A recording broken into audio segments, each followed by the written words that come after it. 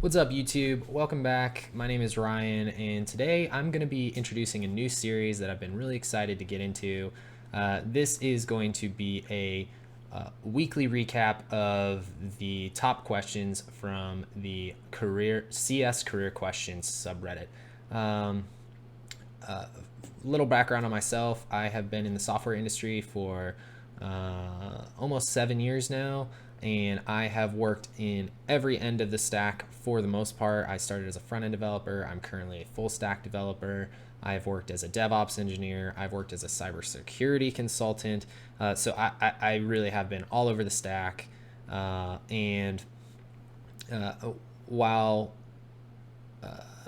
6 plus 7 plus years of experience may not seem like a lot of these questions on CS career questions especially are asked by juniors who are looking for advice from more seasoned developers or seasoned computer science industry professionals. And so that's what I'm here to offer. I don't claim to be an expert on everything. There are obviously plenty of developers out there who have a lot more experience than me.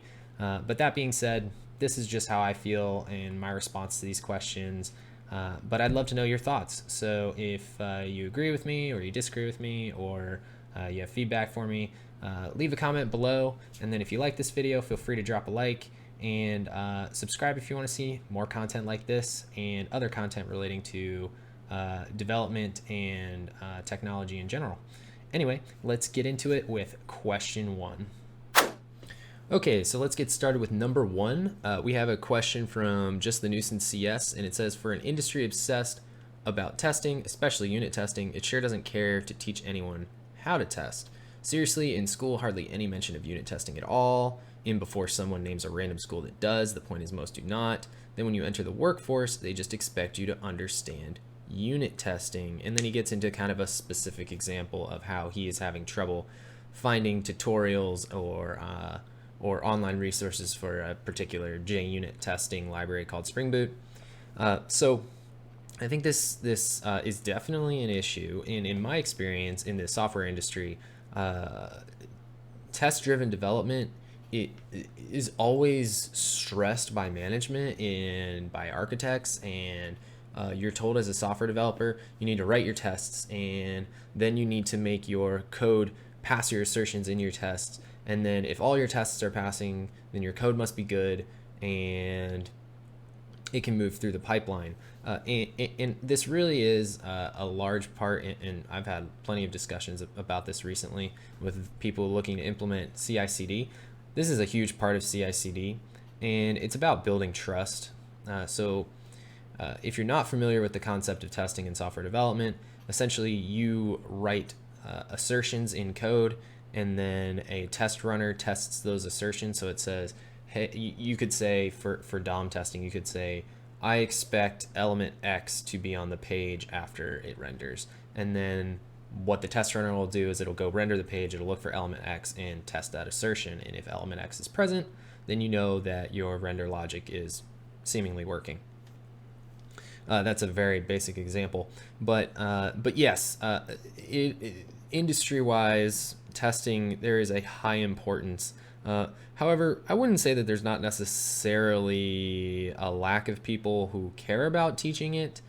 I think that a lot of software developers are creating content like myself around things that they're passionate about, and unfortunately, software developers are not necessarily passionate about testing. Again, it's something you need to do to build trust in your release if you are, especially if you're doing CI/CD, but unfortunately, it's not always the most fun.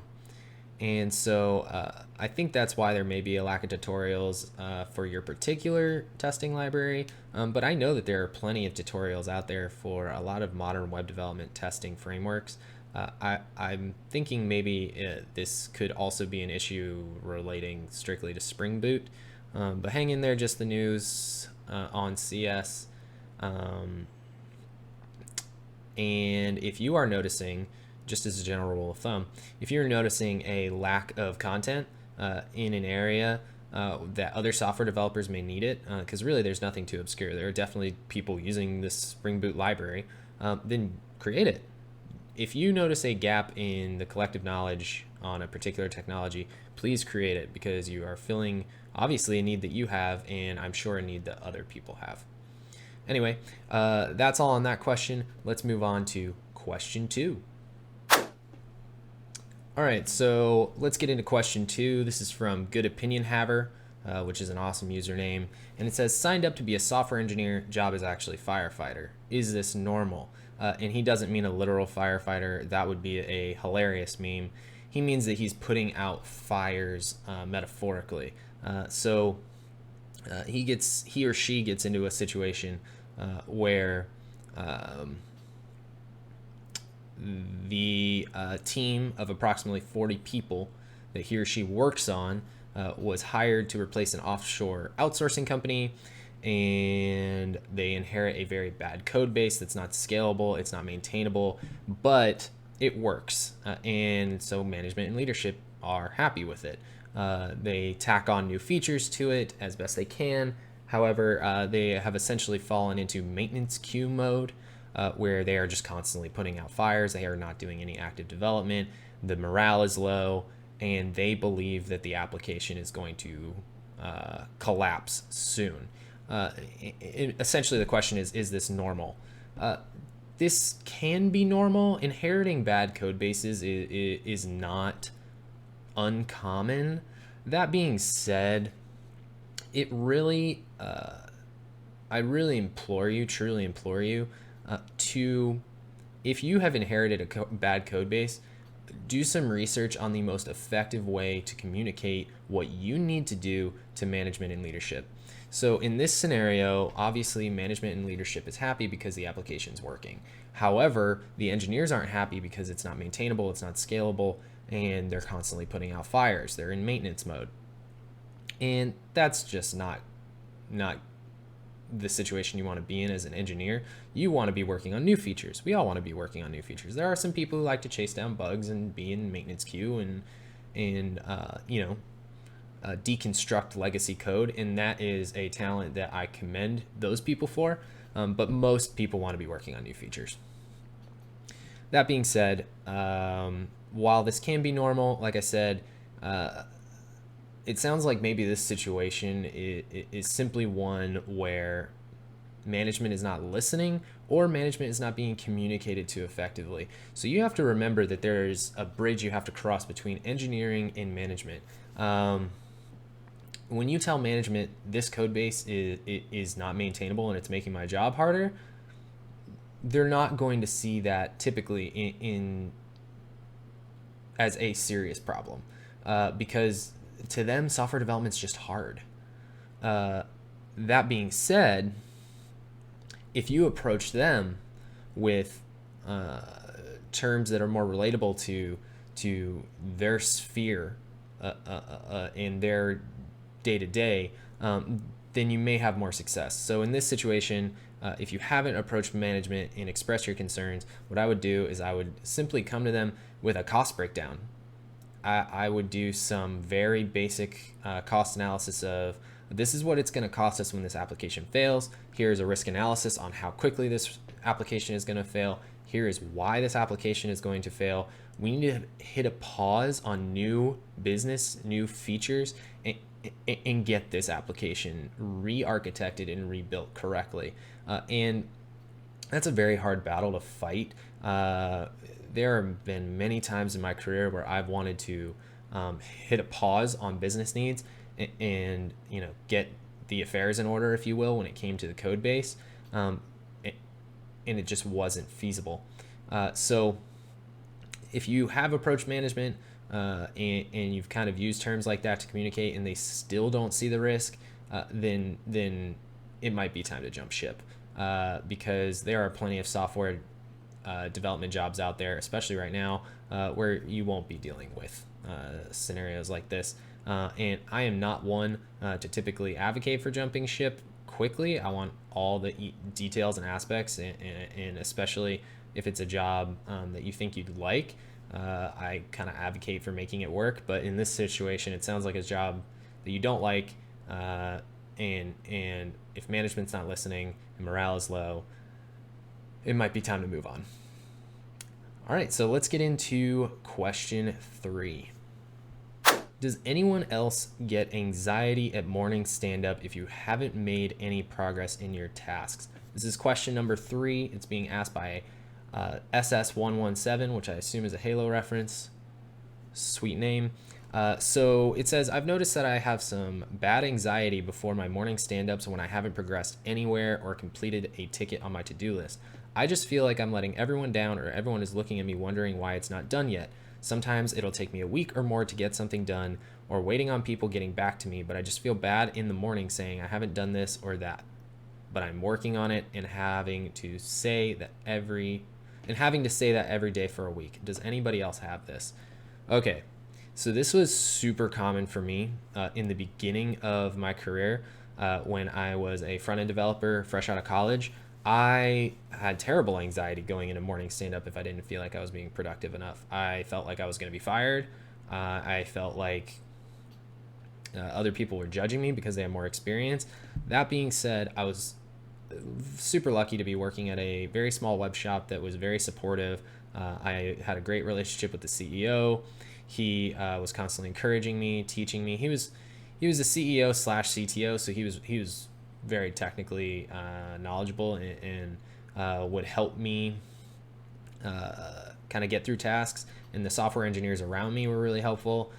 So maybe evaluate the deeper aspects of why you're feeling this anxiety. Is it strictly personal? Do you put pressure on yourself? Is that a result of imposter syndrome? Do you feel like maybe you don't belong in the role that you're in? And we'll talk more about imposter syndrome, I'm sure, in the future, especially in this series. But let me just tell you, most people in this industry have experienced it, and you belong where you are. Or at least if you don't feel like you're capable enough to work the job that you're in, I would encourage you to tell yourself that you belong where you are, especially if you're new in your career. Hang in there, you will learn. But that being said, if you're an experienced dev and you're still feeling this, and it's not a result of imposter syndrome, maybe take a look at your working environment. Are other people making you feel this way? Are comments being made to make you feel like you need to be ultra productive? Are you being outpaced by your team members? Do you need to work, if this is a scrum environment, which it sounds like it is because they have morning stand-ups, do you need to work with your scrum master to nail down your velocity and your capacity? And once you can start collecting metrics on velocity, you can kind of start working on your workflow, see if you can become more productive. If not, maybe that's an expectation question. Maybe you need to speak with your manager or your mentor at your job and say, hey, I feel like I'm having a lot put on my plate, and I'm unable to complete that many items. Let's talk about adjusting my velocity. Now, at a lot of companies, that's going to be a tough conversation to have because you won't get that support. But if you have a supportive mentor or manager, then maybe that's a conversation you can have. But yes, the question is, does anyone else get anxiety at morning stand-up? I used to all the time. I rarely do anymore because I know that I'm trying my best. And even if other people are outpacing me, I know the value I bring to the team, and implementing features and writing tests as fast as I can. So yeah, it occasionally still happens 6+ years into my career, but not nearly as much, and it gets better. So hang in there, SS117, and excellent question. All right, let's move on to question 4. Question 4 is being asked by Mr. Men, and he's tagged himself as a junior with his flare, so we know that he's a junior. And it says, can't I just be a software engineer forever? What if I don't want to lead teams or be in a management role? And the question text says, so many conversations around here, I feel like people are saying our time is limited as an engineer. And if you're not aware, this is an aside, on average it is. There have been studies done that show that software engineers rarely stay software engineers longer than like 45. What if I don't want to be in management? I've been in a management role outside of tech, and I don't have any desire to go back into that domain. So why does it feel like we're constantly pushed to go down that route? So the good news is, Mr. Men, is that you don't, and there were plenty of questions. You can see this got 211 comments. You don't have to. The simple answer to your question is you don't have to. You don't have to go into management. You don't have to be a team lead. You don't have to lead teams. You can be a software engineer forever. You can be a code monkey forever. And you can still progress in your career. You can be a senior software engineer forever. And especially if you're working at a company where you can express your needs, and there's a good culture around that. You can say, I want to write code. I do not want to lead teams. I do not have the skill set for management. I do not believe that, that is where I bring the most value. You may be a problem solver, a engineer to your core. You may say, this is, I just want to be an engineer forever, like you ask. And that's an option. This question seems to be based off conversations that are had on CS career questions. There are a lot of people on CS career questions who have aspirations for management. But that doesn't mean that that is necessarily the situation that you have to be in. And especially at the company that you're working at, Mr. Men, just have a conversation with your manager and say, hey, in regards to advancements, I would like to remain a software engineer, and I want to continue working on code. And then obviously that still comes with, compensation changes. But as long as you can continue to provide value, then any company should be willing to let you stay in that role. Great question from Mr. Men. So let's move on to our final question of the week, which is question 5. All right, let's wrap up with question 5. This is from Dota Professional. A lot of good usernames on these questions, and you used to see that a lot on Reddit. And the question is, my boss gave me a roadmap of my salary expectations for the next 10 years. Not sure what to think. Before I get into the question text, my gut reaction is run. I'm just going to tell you that right now. If a manager has given you your salary expectations for the next 10 years, I am all for a clear path of advancement. Do not let someone value the next 10 years of your life. Just don't. And we're going to get into some other aspects of this question, but that's the answer. Just run. I've made posts here before about how I make substantially less money than I should. Red flag. I'm a back-end web dev working with Python, and I'll have 1 year experience this summer. I make $45K. Now, a lot of people were mentioning this total compensation in the comments. They were saying $45K at 1 year in this market, Python backend is really bad. I will say this. I was working in a very different market when I started my career. After 1 year, I was still making about $45K.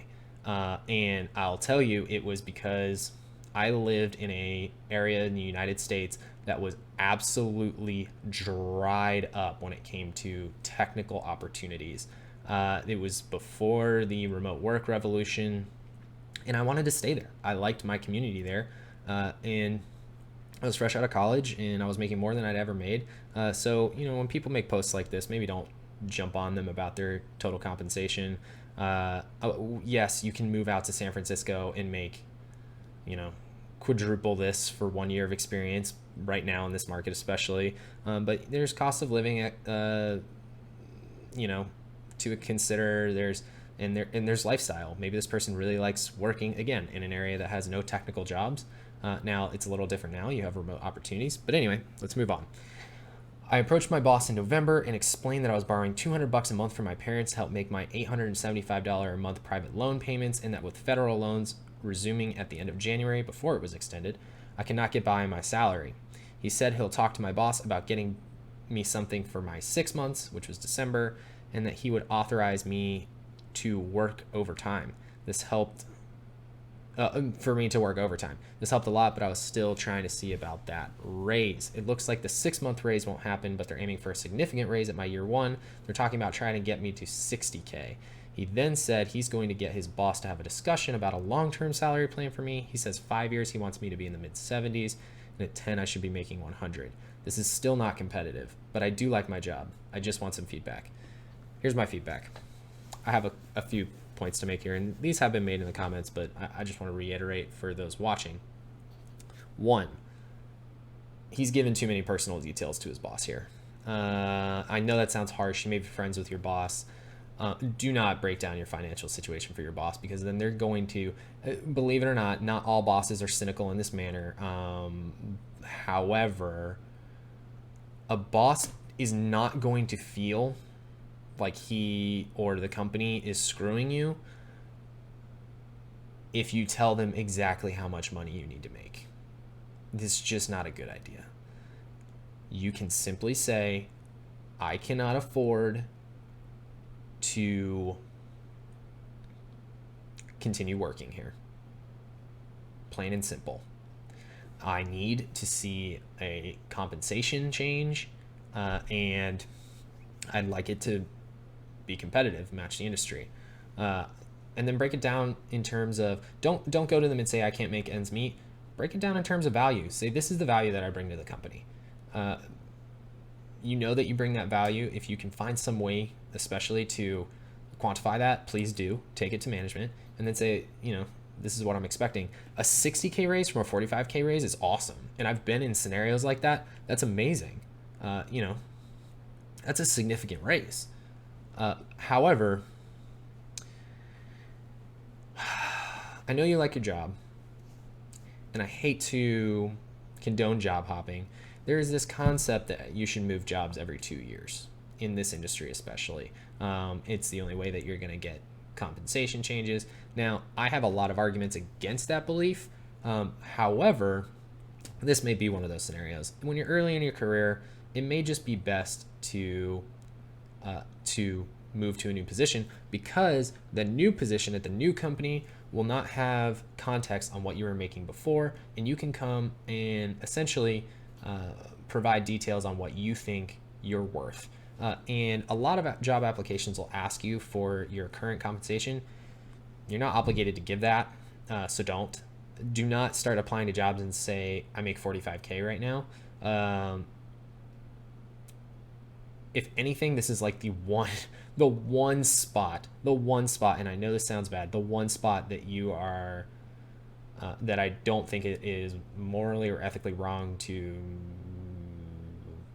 bend the truth. If a new job application wants to know how much you're making, pad it. Honestly, pad it.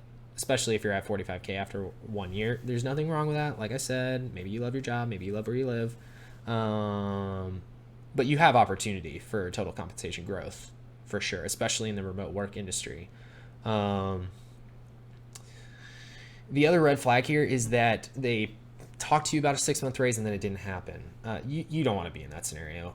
Empty promises on raises is a huge red flag.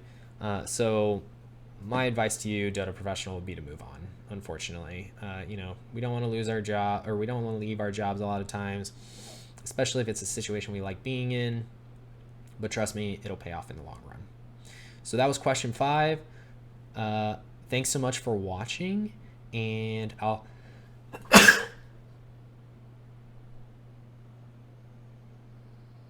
all right. Hey, what's up, everybody? It's a little later in the day. You'll have to excuse that outro. Sometimes just can't hold it in. But I want to thank you all for watching. This is the first episode in this series, and I think I'm going to keep doing it. It really helps me, too, to reflect on what a lot of other people are going through in this industry and kind of see, what people have questions about. So if you have a question about the software industry, please put it below. Or, like I said, if you have feedback on this, feel free to also put it below in the comments. And I really appreciate you sticking around if you made it this far. Until next time, cheers.